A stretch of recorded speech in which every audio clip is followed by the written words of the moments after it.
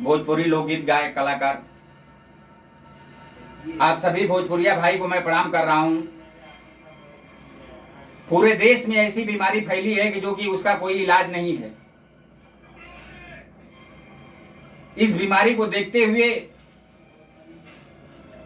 मैं ही नहीं पूरा देश परेशान है और इस परेशानी को देखते हुए एक भक्त भगवान से प्रार्थना कर रहा है। कैसे कर रहा है? कहना है, अरे बजरा गिरावलाए विधाना, बजरा गिरावलाए विधाना, कवन कसूरावा भैलए राम, कवन कसूरावा भैलए राम। ऐसन करोना क आइल बा बीमारी, ऐसन करोना क आइल बा बीमारी, दहशत में कांपेला दुनिया ई सारी, दहशत में कांपेला दुनिया ई सारी। अरे लीला का देखवलाए विधाना, लीला का देखवलाए विधाना, कवन कसूरावा भैलए राम, कवन कसूरावा भैलए राम। भक्त बतावत है कि अरे मालिक, कौन सा ऐसा हमने पाप कर दिया कि जो कि आपके रहते मुझे भोगना पड़ रहा है। दूसरी लाइन का बात बा, केहू के मिले नहीं दाना या पानी, केहू के मिले नहीं पानी और दाना, लोगवा क बंद होए गइल या न जाना, केहू के मिले नहीं पानी और दाना, लोगवा के मिले नहीं, लोगवा का बंद होए गइल या न जाना।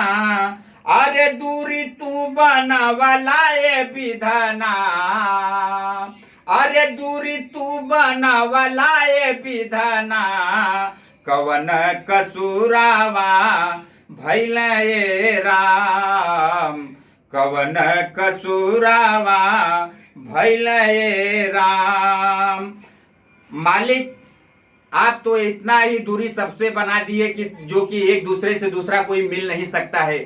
तीसरी लाइन में वो भक्त भगवान से अरदास करत था, क्या करत था, जौना बीमारी के मिले ना दवाई, सब केहू करेला बप्पा माई, जवना बीमारी के मिले ना दवाई, सब केहू कहेला बप्पा माई, धारा में डूबावलाए विधाना, धारा में डूबावलाए विधाना, कवन कसूरावा भैलए राम, कवन कसूरावा भैलए राम। कौन सी गलती मालिक मुझसे हो गई कि जो कि आप मुझे इतनी सजा दे रहे हैं।